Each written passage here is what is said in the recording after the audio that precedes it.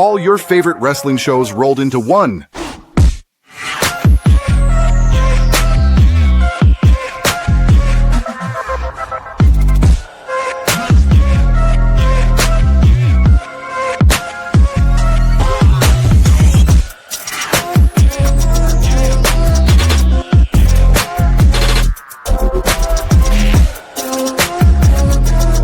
Welcome to the WeBook It podcast. Let's start the show. Hello, everybody, and welcome to another edition of Monday Night Raw Dog. I am your host, Coach, and I am so happy that I once again have the best producer in the group. His name is Big Daddy C. C, how you doing tonight, man? I'm doing good, man. You know, despite losing my booking championship, but hey, I lost it to a better man and Coachman. So as long as Fritos didn't win it, I was good. So exactly. But now I still got to deal with him, Mike, and Devin this time around for I believe it would be for what, Night of Champions, or are we gonna do it for Evolution? I guess I don't know. Night of Champions, yeah, because I don't want anybody to lose based on no Evolution pay-per-view. I'm down to talk some wrestling, man. Let's get to it.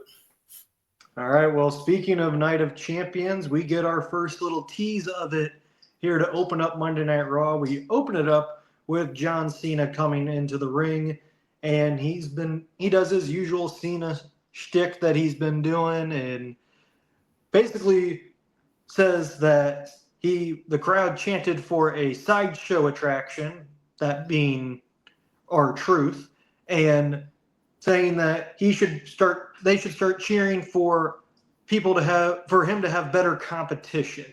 Well, as soon as that triggers, here comes CM Punk, and we finally get the face-to-face we've been looking forward to ever since the retirement tour started. CM Punk and John Cena going one-on-one against each other in a promo battle.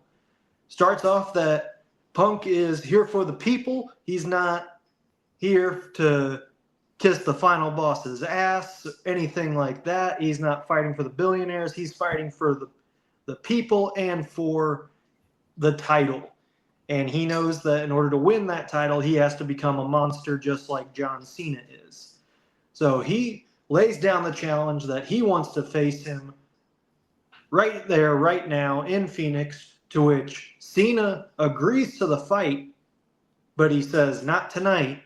How about Night of Champions? And he pulls the ultimate reverse card on CM Punk, who we all know has a hatred for Saudi Arabia and will not travel there. And Cena, classic heel move, making it uncomfortable for Punk, but Punk, he agrees to it. He says, you're on, and it becomes official. And then as the segment ends, we see Seth Rollins come through with the Money in the Bank contract and just holds it up and says, hey, I'm still here too, guys, so don't you worry about that. A great start to Monday Night Raw. Really got things kicked off. See, what'd you think? Yeah, I thought it was awesome, man. Finally, we got a chance to see these two, face to face after well over a decade. And so, I know there's been traded barbs between the two, since Punk has been back, mainly Punk spitting his hatred or whatever for John Cena after he turned heel. And then obviously, got a small taste of them coming face to face, at the Elimination Chamber, albeit it was it was a multi-man match. Still felt that nostalgia of them like locking it up, obviously for an opportunity at a championship. So it was, but now we possibly get a chance we're going to see them go at it one last time before Cena retires. Basically reuniting their rivalry back from 2011, probably all the way through 2013-ish, I guess. So yeah, I'm excited for it. The promo delivered. I can't wait till once they, decide to, once everything gets back. I don't know what the plan is for Cena up until Night of Champions, but I would imagine he's going to keep that title up until that point. So I don't know if they'll, I don't know how often Cena's going to be on TV leading up to Night of Champions, but I would imagine this whole thing with Punk is pretty much going to go all the way through. I know he still got some, him and Cody aren't finished. I'm pretty sure about that. So we'll see what happens on SmackDown this Friday in regards to that. But yeah, I was excited for it. Yeah, and I just loved in the promo from Punk, he referenced all of him and Cena's old promos, talking about how Cena's turned into the New York Yankees despite him being a Red Sox fan. Right. And then, of course, you got the "Are you comfortable, John?" which was a callback to the pipe bomb where he says, I don't care if you're comfortable or not in the ring while I'm talking. So a lot of nostalgia while also advancing the story, and that's what you really want in these types of matches or lead up to matches. Yep. All right, we go to our first match of the night, and it is the phenomenal AJ Styles versus Chad Gable, who was sporting an elbow wrap very similar to one of El Grande Americano. And, that's just good friendship right there, that he's got it wrapped up just like his best friend, I guess. I don't know. But I digress. This match was pretty plain and simple. It had a little bit of a slow start, but then really picked up towards the end. And I kind of thought the finish was a little too quick. I thought these guys could have gone at least 5 more minutes. But either way, AJ Styles hits the Styles Clash and gets a 1-2-3 pinfall victory over Chad Gable and avenging his loss last week to El Grande Americano. What do you think of this match? I thought it was pretty solid. I did find it funny that, like you said, he's bandaged up, and Michael Cole didn't help matters by mentioning, that he's like pretty much playing double duty. And so I was like, damn, they're really not even trying to hide it anymore. I'm like, it's clear as day. It's clear as day. So I mean, just chalk it up as his like alter ego. It's almost like he. One day he's, Bruce Wayne, another day he's Batman, but they've never been in the same room. That's basically what this is at this point. Exactly. Yeah.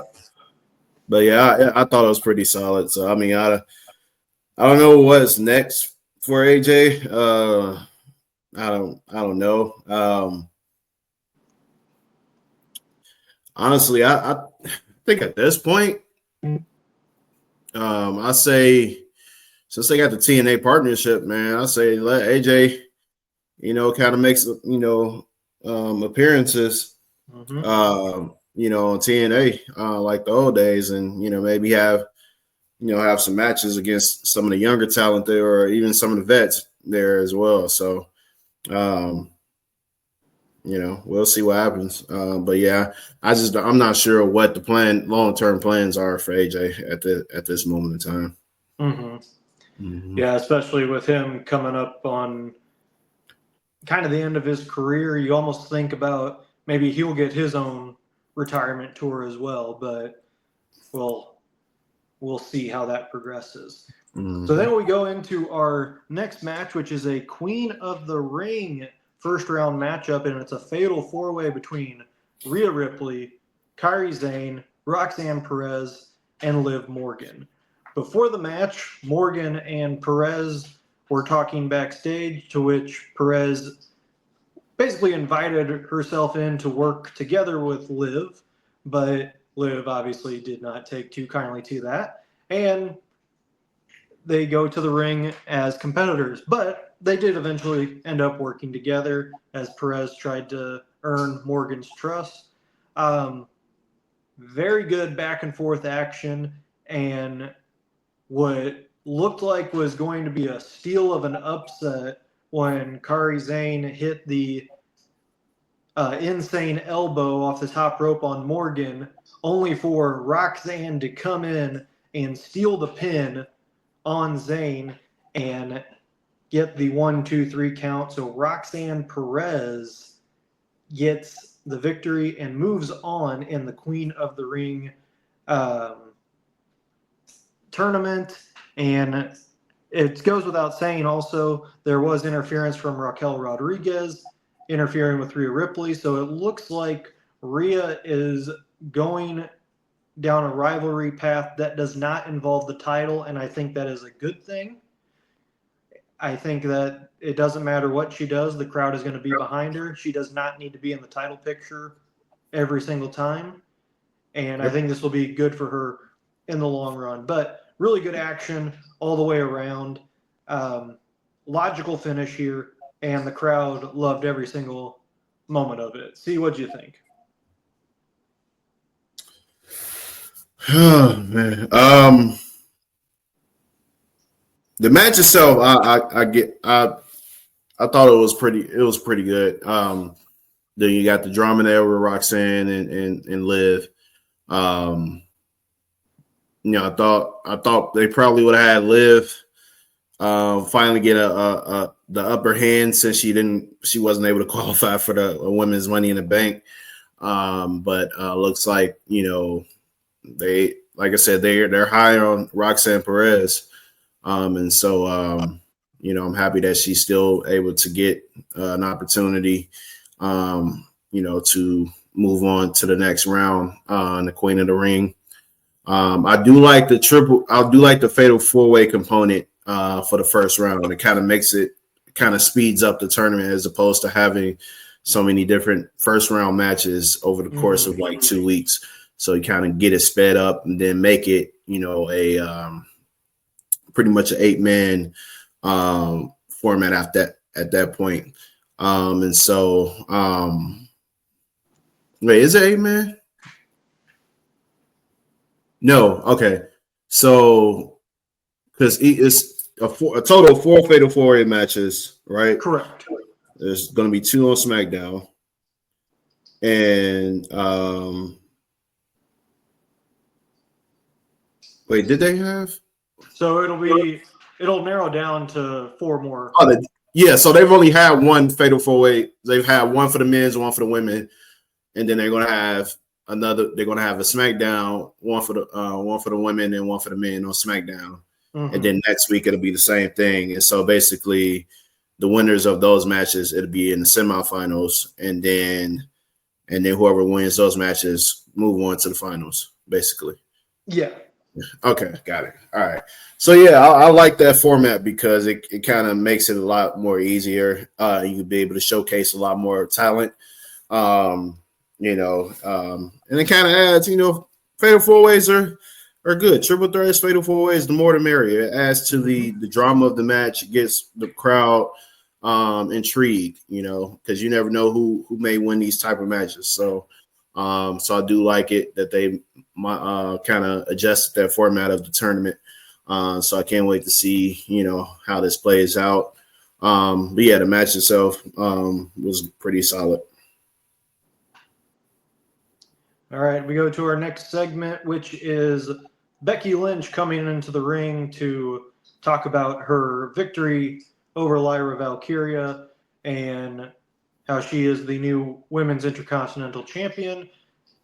Basically, she said that Lyra was being a sore loser and called her out to the ring, to which Lyra walked out, but only for Bayley to come back and attack Becky from behind and get revenge from WrestleMania, where Becky took out Bayley before her match for the the women's tag team championship.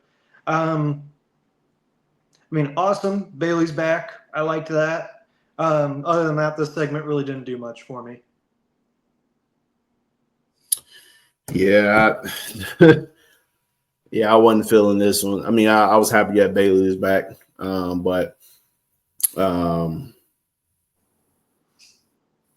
Yeah, I don't know what it seemed like Lyra, like when she walked out. I don't know why she was looking like. I was trying to think of the perfect comparison to how she was looking when she walked out. It was just her stature was just like muscular, like she seemed like an angry girlfriend that can't get her way. Like that's the best thing I could think of it. And it was just so weird. And then, Becky popping up out of nowhere, which I love, man. She was looking good. But yeah, speaking of Blake Monroe. Oh, yeah. Yeah, I don't know. Blake Monroe? What? Anyway, I mean, I'm sure Virgil he'll go more into that when he drops his episode of Who's Next in NXT tonight. But yeah, I don't know about that. If anyone doesn't know, that's Mariah May's official name in NXT as of tonight. So yeah, but yeah, go ahead, Coach. All right. Well, as that segment came to an end with Becky running out of the arena from Bayley, it cuts to Wade Barrett and Michael Cole talking about the next thing that's going to happen. All of a sudden, R-Truth appears and gets up on the announce table with a microphone and spoke to the fans for the first time since his return. He thanked the fans for bringing him back, but warned them that while he is back for the fans, he is also back for himself as well. He talked about how much he loved R-Truth and how much everyone loves R-Truth, but that's not who he really is. And he announced that R-Truth will always be with him, but now it is time for Ron Killings to take over. And with that, he cuts his dreads and says, I am Ron, the Truth, Killings, and I am the truth, nothing but the truth, and the truth shall set you free. And that is it. And the crowd goes wild. Yeah, man, fire promo. I was not expecting the dreads, man. You could tell like the reaction from the fans, like, what the hell like just happened? Like, we seen Bayley cut her hair on national television. Like we seen this before she turned heel. Mm-hmm. And but to see somebody like, this man had dreads for like most of his life. And the fact that you consider how long he's been in WWE, with those dreads, it's just like, damn, like this is, let go of that is crazy, so it seems like he's definitely trying to undergo a gimmick change, or at least, a new version of himself.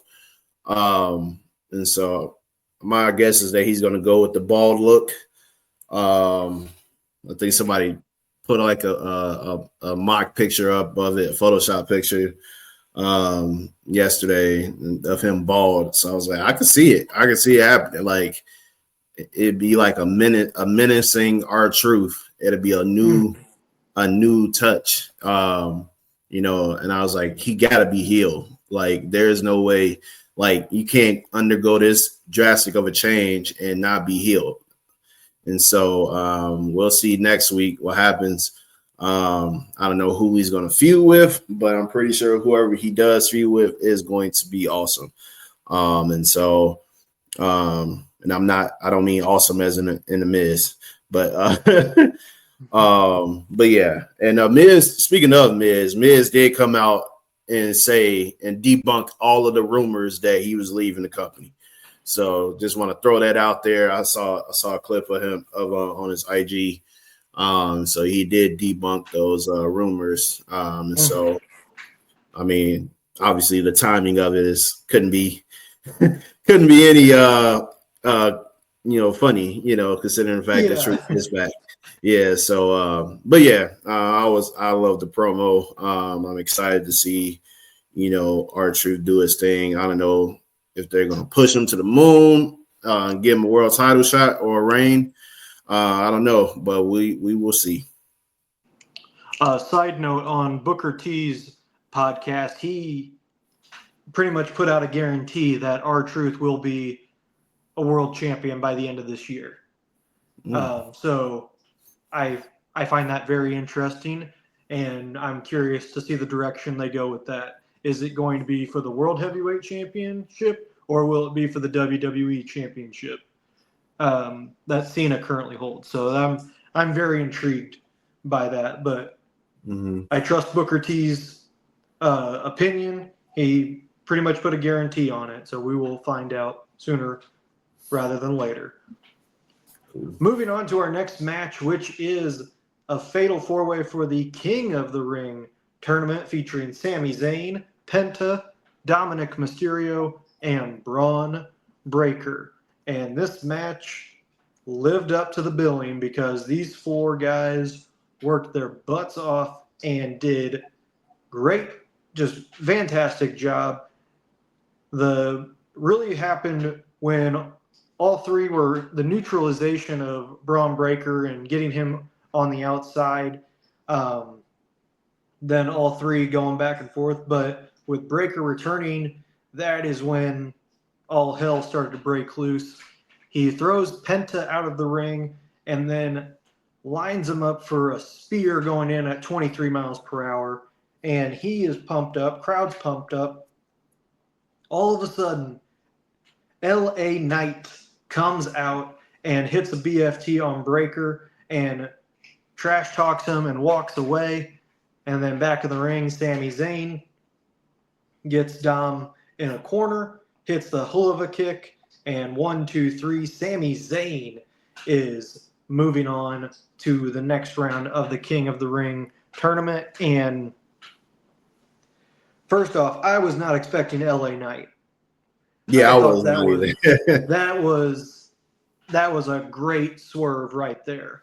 I was not expecting that. And it's a great job of just protecting everybody in that match.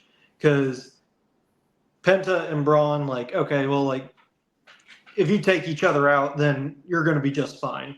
But with Breakker, you don't want him eating a pin. You don't want Penta eating the pin.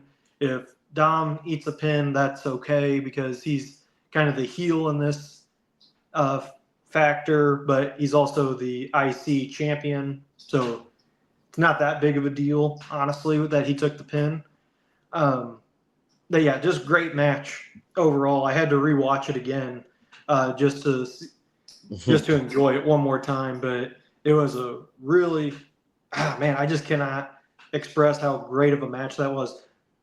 Also loved the fact that Penta hit the Mexican Destroyer on Dom, and it was right as the referee was about to hit the 3 count, and I think there was a little bit of miscommunication because Breakker might have been late to break up the pin, but right as he was about to hit 3, you see Mysterio kick out, and then Breakker break it up at the same time. I just thought that was a great audible called by Dom, if that was the case, to keep everything look fluent. But man, just great match. Great match. Oh yeah. Yeah, I enjoyed it, man. These fatal 4-way matches has been everything. I think something they should definitely look into doing more, like whenever they have any tournaments, especially for like tag team championships or any other singles titles. Anytime they do a big tournament, I feel like this is something they should do. That way they can be able to showcase as much talent as possible. I don't have much more to add. Like I said, I'm happy for Sami. He didn't qualify for the Money in the Bank. But I think, with this King of the Ring tournament, I'm pretty sure whoever wins it gets a shot at the championship, if I'm not mistaken, right? So a lot on the line for a lot of the competitors here. So, and I know Sami said he wants to win. He wants to get a shot at that World Heavyweight Championship. So we'll see if he can get the job done down the line. So yeah. All right, and then we move on to our next segment, which is the return of the Hall of Famer Nikki Bella, who comes out just to give kind of a hype motivation speech for Evolution, the new Evolution pay-per-view that will be coming out, or PLE, sorry, not pay-per-view. They'll be coming in July. She lists off the top talent. However, she passes over Liv Morgan, which Liv did not take too kindly and barged out into the ring to confront Nikki, and they exchanged some words, yada yada. Liv hits Oblivion. End of segment. Now, this is obviously the build-up for the Evolution PLE, but is it going to be Morgan versus Nikki Bella, or could it be a tag team match with Morgan and Rodriguez versus the Bella twins? That's something to kind of keep your eye on as we move forward to this build-up. But either way, it's a nice spot for Morgan to kind of get out of the singles championship spotlight and really highlight how far she's come without letting it be a championship fight. What do you think, C? I thought this was a interesting segment here. Liv, I felt I wasn't. It almost came off as like a shoot in a way. Her wanting to prove her worth and all that other stuff, even though she's currently a tag team champion. But obviously they want to promote the Evolution pay-per-view. So what better way to do it? Have one of your top stars come out there and essentially have a tit for tat, with a Hall of Famer. Even though I don't think she should be a Hall of Famer, but that's another topic for another day. Yeah, I guess you got to have a decent marquee matchup, So we'll see how this plays out. I'm sure they'll have their one-on-one match, and then Raquel will somehow have a interference, and of course that's going to bring in Brie, and so we get the return of both Bella twins, and they can work out their Bella magic, and see, and who knows, they might challenge for those tag team championships. So I think that might end up being the end game. So we'll see how that plays out. All right, this takes us to our main event, which is a World Heavyweight Championship match between Jey Uso and Gunther. And we said this in the group chat. When we saw Jey Uso's son entering with him for his entrance, we knew something was going to happen. Yep. We knew it. Never leave it to WWE that when they involve family, something's going to happen. Whether it's a title change, an attack, or a threat, sometimes it leads to a victory, but that part is very rare. I think the most recent would be Sami Zayn at WrestleMania 40 when he beat Gunther. After that, haven't seen a whole lot of it. So with this match, it was a true wrestling match. And what I mean by that is a lot of grappling, not a lot of high-flying maneuvers, a lot of in-ring psychology working. If there was an injury, then they they made sure they attacked that injury. They went with the, like I said, the psychological of putting each other in chokeholds, making each other tap, stealing each other's movesets, with Gunther using a spear and actually looking really good doing it. It was just a great match overall, good near falls, but at the end of the day, Gunther makes Jey pass out and gets his World Heavyweight Championship back. And I don't know, it feels slightly premature that they're putting the belt back on Gunther, but it does feel like there's some long-term storytelling here. What we've noticed with this era of WWE is when a hot star is going for the chase of the title, that's when they really excel and bond with the fans. So it could be that they could see Jey was kind of losing some steam as a champion, and maybe they want to reignite that steam by making him be the chaser. It's very similar to what they're doing with Cody Rhodes right now.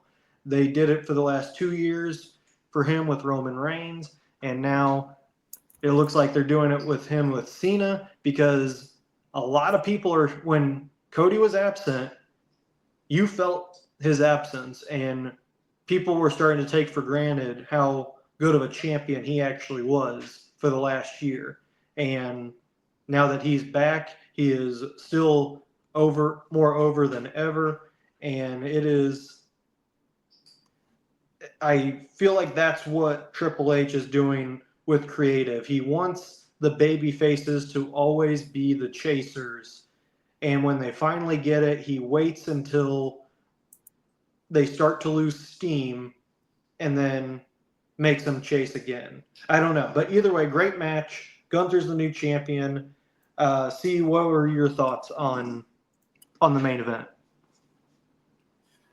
I was shocked that they pulled the trigger on it, on the title reign, at least in favor of Gunther. I figured Jey would find a way to like weasel out a win, and somehow Rollins would, Gunther would, beat the crap out of him post match, and then Seth Rollins and crew comes out there, adds to the damage, and then cashes in, wins the championship. So I was kind of shocked that didn't play out. Also thought that maybe, like even with Gunther winning, I was like, maybe, considering the backstage segment they had him and Rollins warned him like, hey, if you happen to win that championship back, just so you know, there will be a target on your back. And we're coming for you. And Gunther basically said that, hey, I welcome it. I am waiting. I'm expecting. Bring it.